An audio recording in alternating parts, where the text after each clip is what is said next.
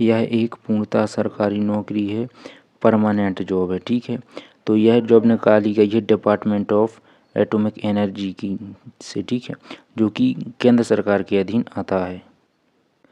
तो इसके जो फॉर्म हैं जो स्टार्ट हुए हैं वह 10 दिसंबर 2023 से स्टार्ट हो चुके हैं, और इसकी जो लास्ट डेट रहेगी फॉर्म अप्लाई करने की, ऑनलाइन होंगे अप्लाई इसमें, तो 31 दिसंबर 2023 तक ही आप इसमें अप्लाई कर सकते हैं, यानी बहुत कम टाइम है, आप इसमें अप्लाई ज़रूर करना।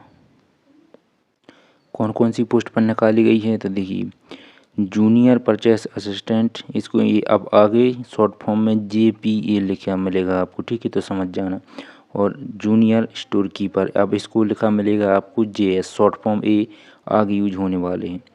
इसकी वैकेंसी, और याद रखना ये ग्रुप C की वैकेंसी है, तो आपकी सैलरी है ना अच्छी खासी रहेगी, 81,000 रहने वाली है आपकी सैलरी। एज जो है मिनिमम इसमें 18 साल मांगी गई है, और मैक्सिमम 27 साल आपकी उम्र होनी चाहिए।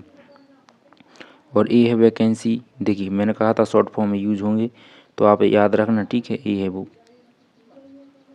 तो देखिए ये जो जूनियर परचेस असिस्टेंट है उसका जो SC का रिजर्वेशन है, ST OBC EWS जनरल, और टोटल लास्ट में दिया गया है, यानी कि जो JPA की वैकेंसी हैं वह 17 हैं, और जूनियर स्टोर कीपर की हैं 45 वैकेंसी निकाली गई हैं। जो एज रिलैक्सेशन है वह आपको मिल जाएगा जैसा केंद्र सरकार की जॉब में रहता है, ठीक है। अब बात करते हैं यदि आप इसमें फॉर्म अप्लाई करते हैं तो आपके लिए क्या योग्यता चाहिए, ठीक है, यानी आपके पास में क्या योग्यता होनी चाहिए, या बोलें कि आपके पास में क्या एजुकेशनल क्वालिफ़िकेशन होनी चाहिए। जैसे हम शैक्षणिक योग्यता कहते हैं, तो आप ग्रेजुएट होने चाहिए साइंस में, और वो भी कम से कम 60% होने चाहिए आपकी डिग्री में। दूसरी बात, आप या तो फिर कॉमर्स में आपकी डिग्री होनी चाहिए, ठीक है, कॉमर्स में आपकी डिग्री होनी चाहिए बस, बट उसमें भी आपके मिनिमम 60% होना चाहिए।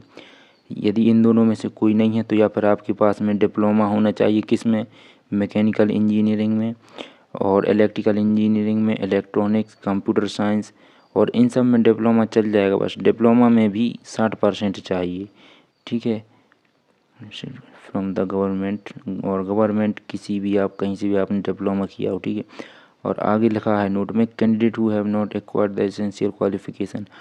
देखो ये तो BSc BCom डिप्लोमा जो आपकी जो एजुकेशनल क्वालिफिकेशन इन्होंने मांगी है, उन्होंने कहा है कि as on the closing date. अब क्लोजिंग डेट क्या है, क्लोजिंग डेट है 31/12/2023, तो 31/12/2023 तक आपके सारे मतलब जो भी सारे डॉक्यूमेंट हैं वो कंप्लीट होना चाहिए। अगर ये सारे के सारे डॉक्यूमेंट कंप्लीट नहीं होंगे ना, तो आप फॉर्म नहीं भर पाएंगे। नो फर्दर करस्पॉन्ड, बाद में कोई आप करेंगे कि सर मेरा बस एक ही दिन लेट है रिजल्ट है कुछ भी, तो वो सब नहीं माना जाएगा, कंप्लीट यानी कंप्लीट। और अब आप इसमें अप्लाई कैसे करेंगे, यानी फॉर्म को जो अप्लाई करना है, फॉर्म तो ऑनलाइन ही अप्लाई करना है, तो उसके लिए आपको विजिट करना पड़ेगा इस वाली वेबसाइट पर। ये इसकी ऑफिशियल वेबसाइट है, ठीक है, आप इसको देख सकते हैं। 10 तारीख से स्टार्ट हैं और 31 तारीख तक आपके फॉर्म डलने वाले हैं। एक वेबसाइट नीचे भी है, ठीक है, उन्होंने प्रोसेस बताया है कैसे कैसे। सबसे पहले आपको रजिस्ट्रेशन करना पड़ेगा, फिर आपको जो ID और पासवर्ड आपकी रहेगी उससे आपको लॉगिन करना पड़ेगा, और लॉगिन करने के बाद आप अपने फॉर्म को कंप्लीट कर सकते हैं। इसकी वेबसाइट है। देखिए अब इसमें आपका सिलेक्शन कैसे होगा, यानी कि आपकी सिलेक्शन प्रोसेस क्या है। तो सिलेक्शन प्रोसेस में देखिए सबसे पहले तो आपका होगा ऑब्जेक्टिव टेस्ट होगा एक, ठीक है। जब आप वो क्लियर कर लेंगे, मेरिट में आ जाएंगी, तो फिर आपका एक रिटर्न होगा जिसको डिस्क्रिप्टिव टेस्ट टाइप टेस्ट कहा जाता है, ओके। इन्होंने कहा है कि marks obtained in level 2 examination, ये जो लेवल 2 यानी आपका जो सेकंड पेपर होगा, आपकी उसी से मेरिट बनने वाली है सिलेक्शन के लिए। And screening to short listed candidate for level 2, इन्होंने कहा level 1 examination will be only qualifying, यानी जो लेवल 1 है वह आपको केवल पास करना है, ठीक है। तो आप जितने में पास हो रहे हैं उतने नंबर से आप पास हो जाएंगे लेवल 1 में, लेवल 1 में। और आपकी जो मेरिट बनेगी है ना, आपकी जो मेरिट बनेगी वह लेवल 2 यानी कि आपका जो दूसरा पेपर होगा उसी से आपकी मेरिट बनने वाली है। अब इन्होंने कहा है after selection of successful candidate, आपकी 6 महीने की ट्रेनिंग कंपलसरी है कि करना पड़ेगा, आपको 6 महीने की ट्रेनिंग करनी पड़ेगी, उसके बाद आप परमानेंट होगी। और ये आपका पेपर का सिलेबस है क्या किस में उसमें आएगा, इंग्लिश इसमें रहेगी, इसमें 50 क्वेश्चन रहेंगे इंग्लिश के, और बाकी जो भी है इंटेलिजेंट रीजनिंग रहे, आपकी अकाउंटिंग है, जैसे आप बीकॉम से अप्लाई कर रहे हैं तो ये सब मिला के आपकी 60% इसमें 60 नंबर की इसमें 60 क्वेश्चन होंगे इसमें, फिर मैथ के 50 होंगे, नॉलेज जीके के 20 और कंप्यूटर के 20 क्वेश्चन यहाँ पर होने वाले हैं। 2.5 घंटे का पेपर होगा। 2.5 घंटे का पेपर किन के लिए होगा? जो बेंचमार्क पर्सन होते हैं ना उनके लिए, और आपको तो केवल 2 ही घंटे मिलेंगे, यानी कि 120 मिनट मिलने वाले हैं। और आपका जो रिटन टेस्ट होगा यानी कि पेपर 2 होगा, जिसको लेवल 2 कहा है इन्होंने। जैसे मान के चलो आप, इन्होंने कहा आप यानी कि कंपलसरी होगा आपके लिए इंग्लिश, है ना। इंग्लिश तो कंपलसरी है ही, वो तो सबके लिए। जैसे English language and comprehension part, आपका जो इंग्लिश का पेपर होगा वो तो वैसे भी कंपलसरी रहेगा। और पार्ट दूसरा रहेगा, पार्ट बी आपका इस सब्जेक्ट से रहेगा। जैसे आप अभी डिपेंड करता है कि अब आप बीएससी से अप्लाई कर रहे हैं कि बीकॉम से, तो आपका जो पार्ट बी है उस प्रकार से लिया जाएगा फिर। और इस नोटिफिकेशन के लास्ट में ये देखिए, यहाँ पर एक कुछ फॉर्म है खाली, ठीक है। सर्टिफिकेशन रीडिंग फिजिकल लिमिटेशन, यानी आपको जो भी सर्टिफिकेट अपलोड करने होंगे या कुछ भी, जैसे आप स्क्राइब रखना चाहते हैं कुछ भी, तो उसके फॉर्म इन नोटिफिकेशन के लास्ट में ही अटैच किए रखे हैं, ठीक है। Form of certificate submitted by central government employ seeking age.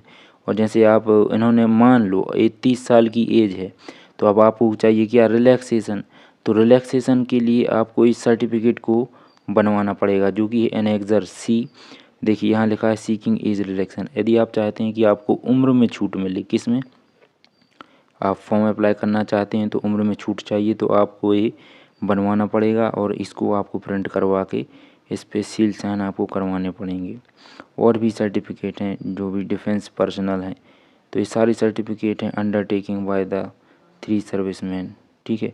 और ये जो फॉर्म है, ये जैसे मान के चलो आप एससी के कैंडिडेट हैं या फिर एसटी के कैंडिडेट हैं, तो आपको जो यहाँ से रिजर्वेशन मिलेगा, ठीक है। रिजर्वेशन यदि आपको चाहिए तो आपको जो एनेक्सर एफ लिखा है ना, ए वाला जाति प्रमाण पत्र बनवाना होगा। इसको कहते हैं, ये जो जाति प्रमाण पत्र होता है ना, एक केंद्र सरकार का जाति प्रमाण पत्र माना जाता है, जो इन्होंने फॉर्मेट दिया है।